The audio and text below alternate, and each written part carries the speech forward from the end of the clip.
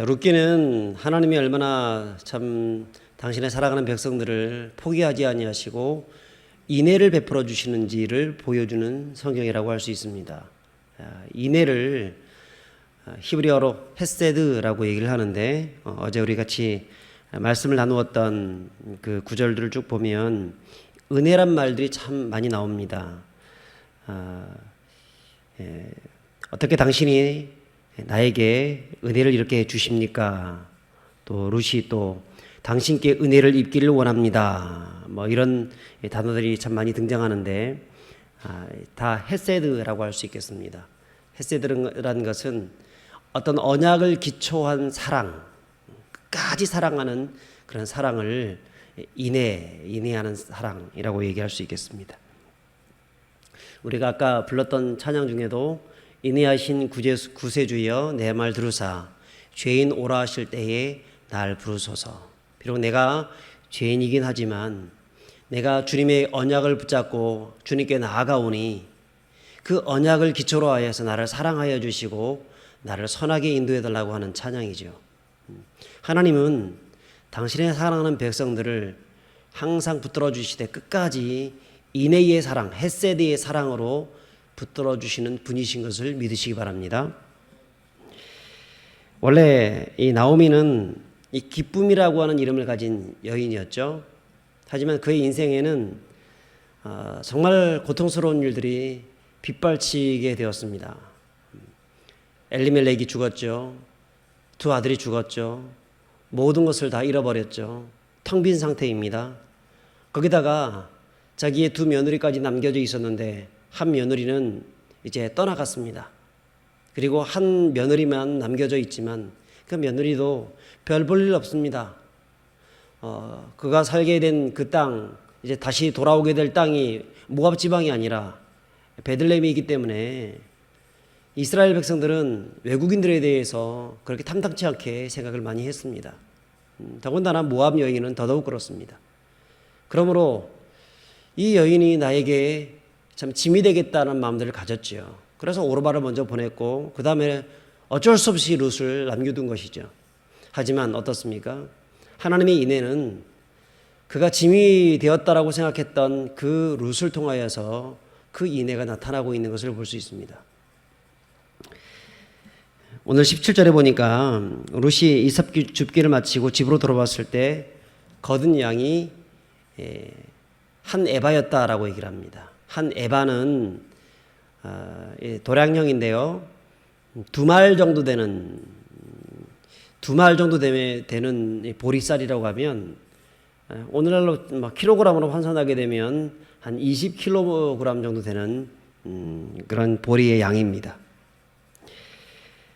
여러분, 두 사람이 보리 20kg을 먹으려고 그러면 어느 정도 많이 먹어야 될까요? 거의 한 달 이상을 먹어야 되지 않을까 하는 생각이 듭니다. 근데 이것만 보리만 먹는 건 아니잖아요. 다른 것도 같이 먹어야 되기 때문에 이것을 시장에 내다가 팔아야 됩니다.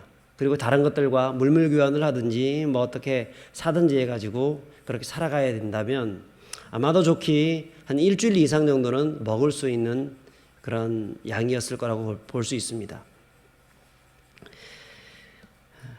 자, 그런데 어떻습니까? 자기가 짐이었다고 생각했던 그 사람, 그 사람이 자기에게 이제는 큰 유익이 되고 있다는 것이죠. 여러분, 우리 인생이라는 것이 그런 것 같습니다. 저 사람은 나에게 짐이 돼. 내가 저 사람 보살펴 주는 거야. 나에게 도움이 안 돼. 도움이 안 되지만 어쩔 수 없이 인간적인 정으로 내가 좀 도와주는 거야. 그렇게 생각하여서 어떤 그 사람에게 조금 도와주고 조금 헌신하고 시간을 내어주고 친구가 되어줬는데 나중에 그 사람이 나에게 큰 유익이 되어지고 나중에는 이 복덩어리가 보물던지가 되어지는 일들이 참 많이 생기지 않습니까? 어떤 분들 신방했는데 그분에게는 아들이 셋이 있습니다.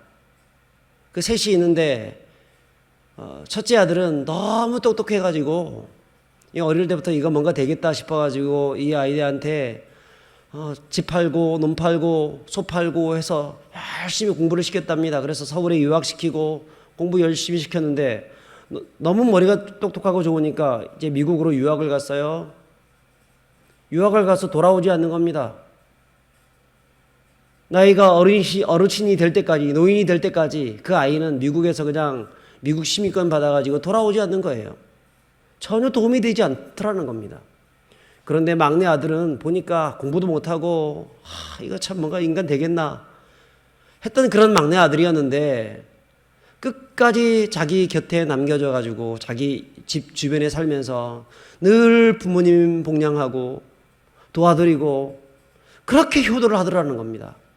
이야, 제가 진짜 보물단지였구나. 내가 왜 그것을 몰랐을까? 그랬다는 것이죠. 여러분, 나에게 짐이라고 생각했던 그 사람이 알고 보니까 하나님이 나에게 베풀어 주신 헤세드였다. 축복의 통로였다.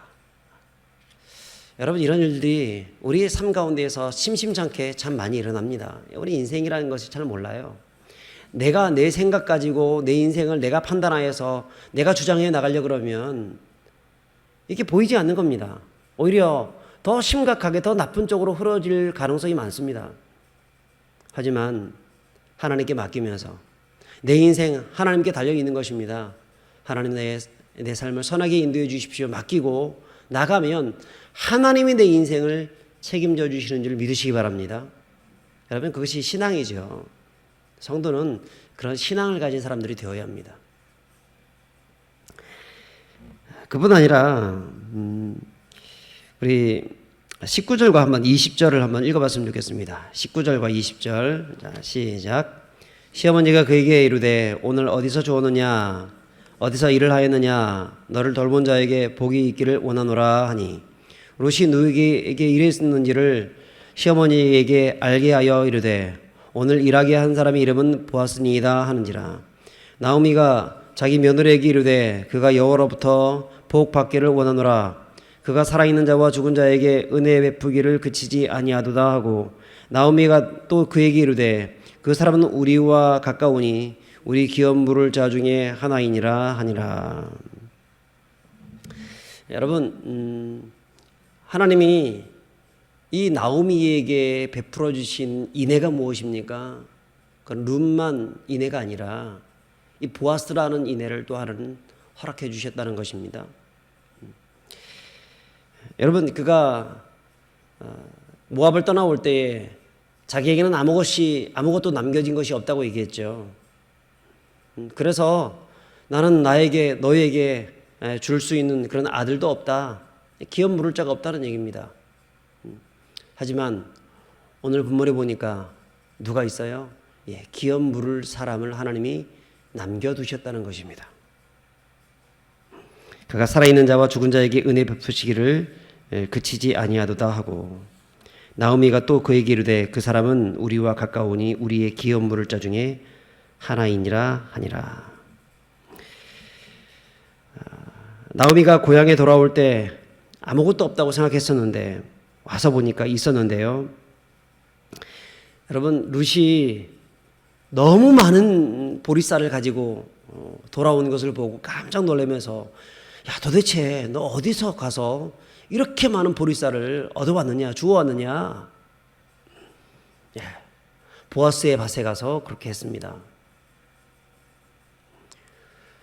일반적으로 그냥 밭에 가서 이 보리 이삭을 줍게 되면은 그렇게 많이 못 줍거든요. 아무리 많이 떨어뜨려 놓는다 하더라도 그렇게 하지 못합니다.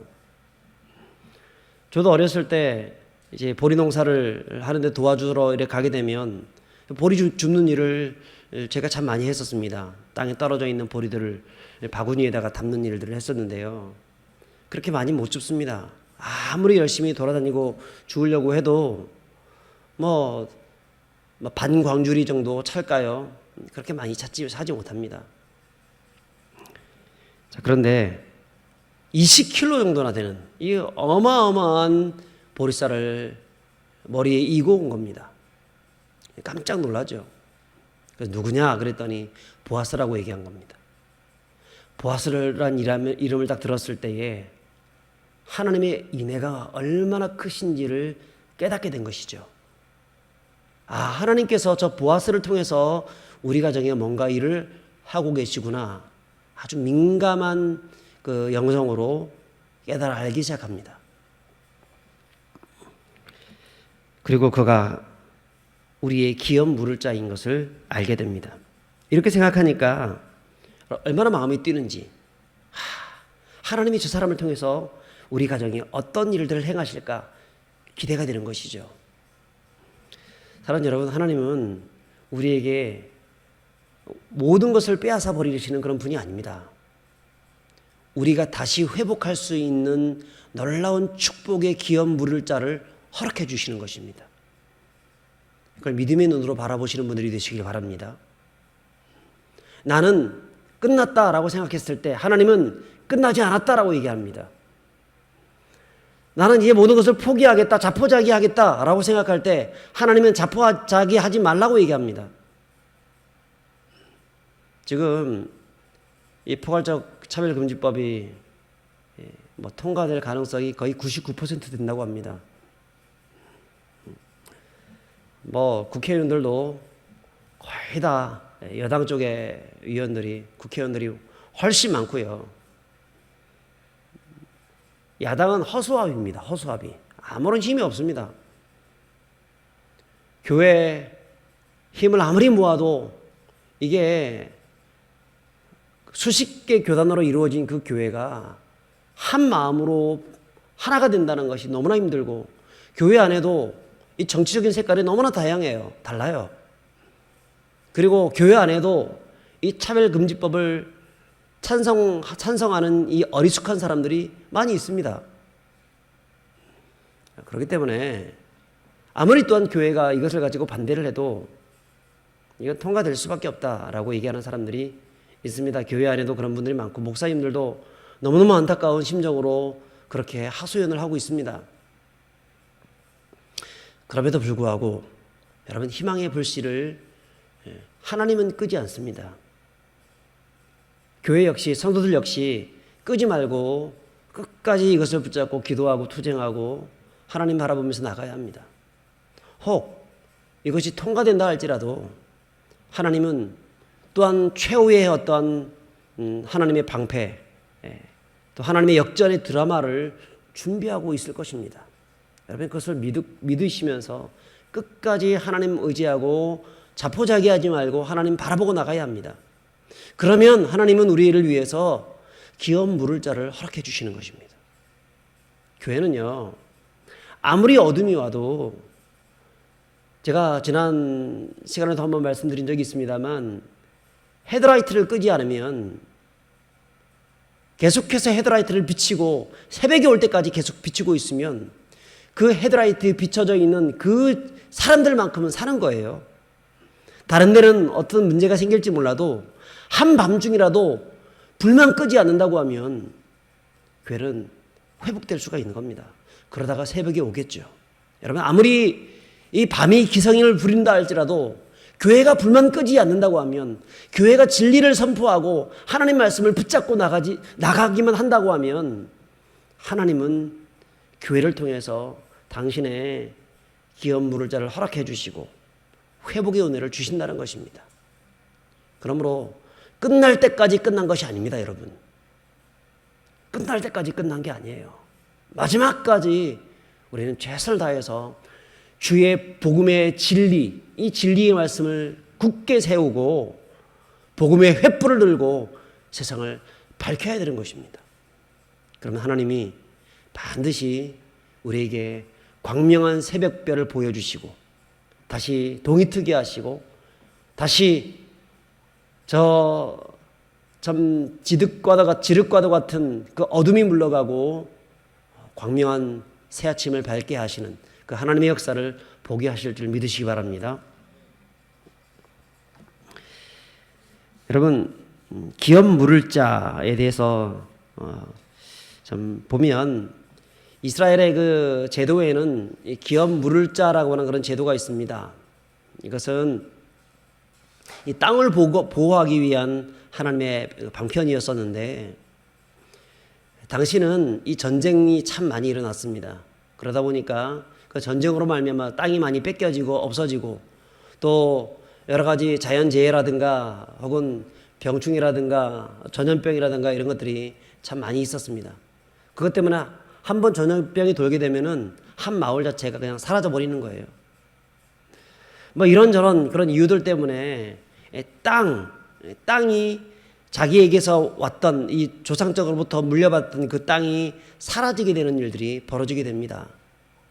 자, 그것을 지키기 위해서 내가 만약에 내 땅을 잃어버리게 된다고 하면 그 땅을 다시 한번 찾아줄 수 있는 사람들이 필요하게 되는데요. 누가 찾아주었냐면 친척들이 찾아주었습니다. 바로 그 친척들을 기업 물을 자라고 얘기했습니다. 근데 어떻게 찾게 해주냐면 이 계대 결혼이란 것을 통해서 찾게 해줬습니다. 혹은 이 고엘 제도라고 하는 그런 말로 쓰기도 하는데 그런 것을 통해서 찾게 해줍니다. 그리고 또 자기 형제 중에서 참 결혼을 해서 그 형제들을 다 죽어버리게 되어졌다. 그렇게 되어졌을 때 그 대가 끊겨지게 되지 않습니까? 그래서 그 대를 잇게 하기 위한 그런 방편으로서 또 계대 결혼이라는 것들을 허락해 줍니다. 그래서 이 고엘 제도와 계대 결혼, 그러니까 기업 무르기 제도와 계대 결혼이 서로 완전히 합쳐져서 보여주는 것이 이 룻기의 성경이라고 할 수 있겠습니다. 자, 이것을 통하여서 하나님은 우리 인생 가운데 당신의 은혜를 계속해서 베풀길 원하신다는 것입니다. 헷세대의 하나님, 지금도 여러분 삶 가운데에서도 하나님께서 그 헷세대의 하나님이 역사하고 계시는 줄 믿으시기 바랍니다. 그리고 하나님이 지금도 나에게 은혜를 베풀고 있다는 사실을 우리가 믿는다고 하면 여러분 오늘날 좀 힘들고 어렵고 낭망이 있다 할지라도 좌절할 필요가 없습니다. 하나님 바라보시고 승리하십시오. 하나님 바라보시고 다시 일어나십시오. 하나님이 여러분의 편이십니다.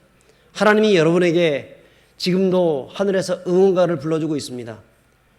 우리 믿음의 조상들이 앞서서 참 우리를 향하여서 잘한다라고 칭찬해주고 있습니다. 지금까지 잘해왔던 것처럼 너희들도 앞으로도 잘할 수 있다고 말씀을 하고 있습니다. 그러므로 내 앞에 어떤 문제가 있다 할지라도 낭망하지 마시고 하나님 바라보시고 의지하시고 헷세디의 하나님, 은혜를 베풀어 주시는 하나님, 끝까지 우리를 사랑하시는 하나님, 그 하나님으로 말미암아서 오늘도 믿음으로 승리하시는 믿음의 백성들 되시기를 주의 이름으로 축복합니다.